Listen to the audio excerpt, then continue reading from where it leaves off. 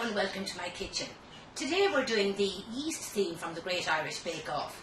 And Irish people are rather nervous or reluctant to bake with yeast. But I have some very simple tips and a very simple recipe for you to try now in this demonstration. So we're going to do a basic focaccia bread. And for the focaccia, I'm using my electric mixer. You can use your hands, but it's very therapeutic, but it does take a lot longer. So if you have a mixer with a dough hook, it does the job in no time for you. So for the basic recipe today, I have here 1 pound 2 ounces, that's 500 grams of Odlums strong flour. Strong flour is very, very important for yeast baking, because what's meant by strong flour is that it has a high gluten content, and that gluten is very important to activate the yeast, to give a nice springy bread after baking. So into the mixer we put the flour, or again as I said, our Odlums strong flour. To that I add a teaspoonful of salt. It's important that you don't overdo the salt. Now you could use up to 2 teaspoonfuls, but if you go beyond that, I know from a health point of view you're better off just sticking with the 1 teaspoonful. But if you go over the 2 teaspoonfuls, it's going to be too much and it will kill the yeast. You can also add a pinch of sugar. But if you're activating yeast with sugar, again, go easy. Just do the exact amount that the recipe calls for, because too much sugar will also kill the yeast. And if the yeast dies, of course, your bread won't rise.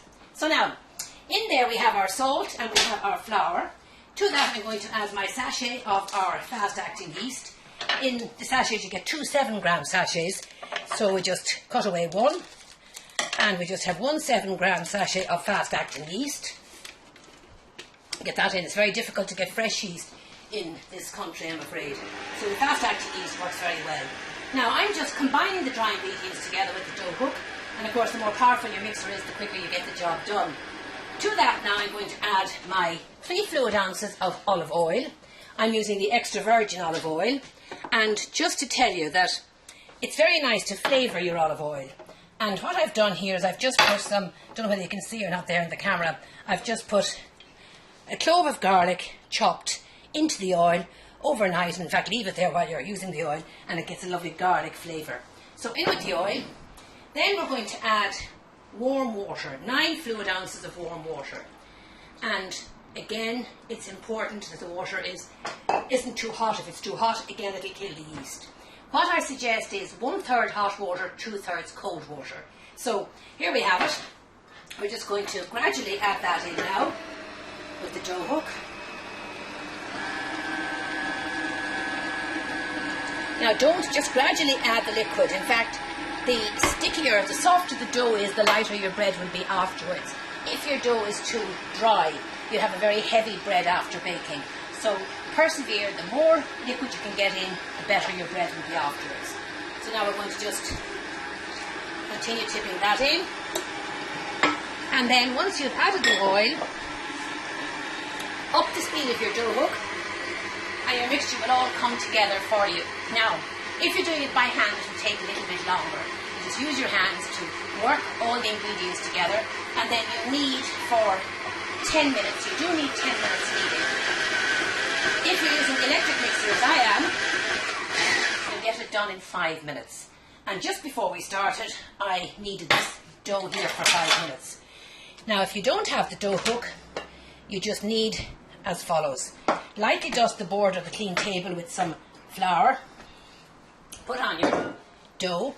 And unlike kneading for soda bread, you do have to stretch.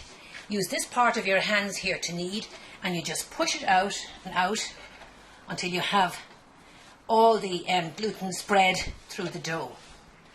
This is kind of slipping a bit, but that's what you do, just like that. Okay. The test you do to make sure your dough is properly kneaded is you roll it into a ball and just press on top. And if it springs back nicely as that's springing back, you've kneaded sufficiently. If you press on the dough and it doesn't spring back, give it another few minutes kneading. That's the pure test. Now, when you've that done, you press it into a flat baking tray, as I have done here. And just press it out with the help of a little oil, cover with cling film, and leave it in a warm place to double in size. Now, you can make it round if you wish, but I find the Swiss roll tin or the tray bake is easier to cut afterwards. Now we just see that lovely light mixture it's bringing back at us. The fillings you can use for this now are anything you want really, whatever your favourite is. I'm going to just drizzle a little bit of olive oil on the top of it, and then with my fingers dipped in some flour, I'm just going to first of all spread the oil over the top of the dough. And it's really springy, and it only needs one rise for the focaccia. Little flour on your index finger and just press indentations right along the mixture. It's important that you press right down to the bottom with the floured finger is the word I'm looking for. Okay? Now, fillings you can use on this. You could put some red onions, some mixed herbs. You could put the traditional focaccia, of course, is made with rosemary and sea salt. But today I'm going to use some olives, just black pitted olives. First of all, though, a shaking of sea salt. Nice dash of sea salt on top. And then just dot with your olives. Push the olives down into the indentations that you've made with your finger. The next very important rule for yeast baking is oven temperature. Your oven must be at temperature, and we bake yeast bread at 200 centigrade, that's 400 Fahrenheit, gas mark 6. And it takes about 20 minutes for the average domestic oven to reach that heat. So what you could do is, when you're putting your dough onto the tin and covering it with cling film, it takes about an hour to double in size. When you've spread your dough in the tin, just pop on your oven, and then it should be ready at the temperature for baking. Now we're going to put this in, and we're going to take out one I put in about 20 minutes ago. It takes about 25 minutes to bake the focaccia. Wow. Second or third shelf down is sufficient. And there we have our bread. Now that's just mixed herbs and red onion. I like to just make sure it's baked by just lifting it and tapping underneath. It should have a hollow sound. So I'm going to leave it in the tin for just a few minutes, drizzle over with the olive oil, and then we'll transfer it to the wire tray in a few minutes to cool. But meanwhile, just to go through some variations you can have, that's the red onion with the salt and mixed herbs.